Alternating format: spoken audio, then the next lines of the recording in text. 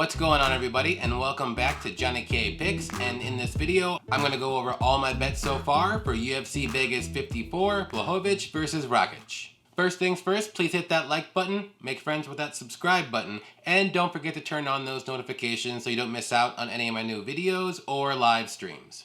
So last weekend was UFC 274, and boy, it looked like it was gonna be a disaster for my bets. But my main man, Charlie Olives, came through and bailed me out in the end. I ended up going 4-6 on my bets, but I did come away winning plus 0.93 units profit.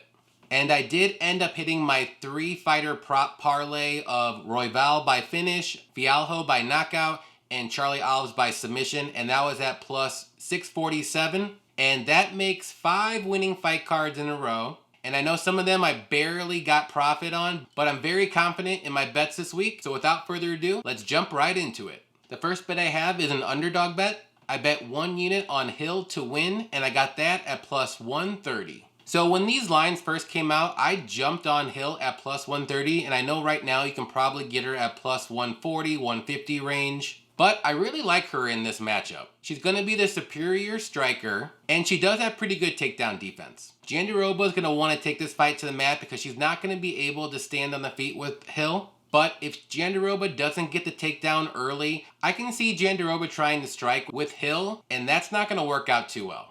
And don't let Hill's record fool you. She should have at least 2 or maybe 3 more wins with her split decision losses. So for me, if this fight does go to decision and it's a split decision, I think the judges owe her one. But then again, like I said, I do think Hill should be able to win this one by decision. The next bet I have is my Flyweight Prospect 2 Fighter Parlay. I bet 1 unit on Taira and Hadley to win, and I got that at plus 120. So with Taira, he's a finisher, and he's going to have the better grappling and submission game. And Candelario is a pretty good boxer, but his takedown defense is only at 47%, and that just plays to Taira's strengths. And I think once he can get that first takedown, I think he can get an easy submission, maybe in the first or second round. And with Hadley, I do think he's the more well-rounded fighter. I think he's going to have the slight striking edge, and he's definitely going to have the wrestling edge for sure. And again, if he wants to go for takedowns, Nascimento's takedown defense is 16%. So for me, if he can work his wrestling game, mix in a couple takedowns, and just do effective striking when he's on the feet, I think he should be able to cruise to an easy decision or maybe even a late round finish. The third bet I have is a 2-leg parlay. I bet 1 unit on the over 2.5 rounds in the Chookagian-Hebus fight and Cutelaba to win, and I got that at plus 121. So for me, this first leg is a no-brainer. Every Chookagian fight that she's won, it's gone the distance, and I do think she's going to be able to win this fight. So like I said, I think this will go over 2.5, no problem. And with Cutelaba, I do think he's the more well-rounded fighter in this matchup as well. He does have good KO power and good wrestling, and I know Span has good knockout power, but he's more of a first round or bust fighter. And I don't think this fight will go to decision, but if it does, Cutelaba is going to win by points, but I see this one being over by the second round with a Cutelaba knockout ground and pound or on the feet. The next bet I have is another 2-leg parlay. I bet the under 2.5 rounds in the Grant Smolka fight and Chookagian to win, and I got that at plus 157. So for the under 2.5 rounds, I really think Grant's going to be able to knock out Smolka because he hits like a truck and he has heavy hands. And I know Smolka will probably have the slight grappling advantage. And if this fight does get to the mat, Grant has been submitted 4 times out of his 6 losses. So that could potentially happen. But I do think Grant's going to be able to get the knockout in under 2.5 rounds.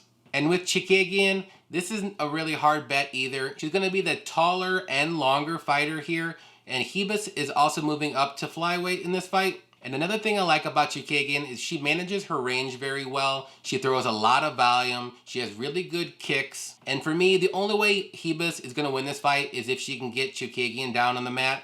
But it's going to be tough for her because it's always tough for the smaller fighter to take down the taller fighter. And not to mention, the judges love them some Chookagian, so I can see a decision win here for Chookagian.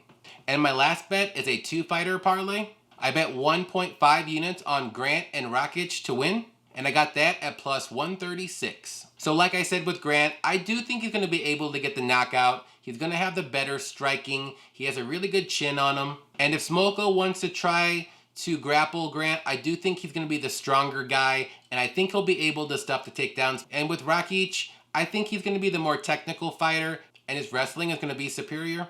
And I know Jan is known for his Polish power, but he's only had about 7 or 8 knockouts in his 28 wins.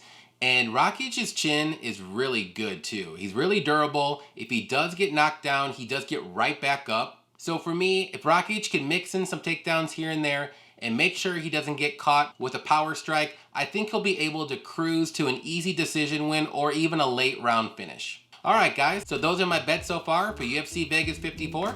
Be sure to check back on this video in the comment section for any added bets or on my Instagram as well. Good luck to everybody who's betting on the fights this weekend, and until next time, happy fight night.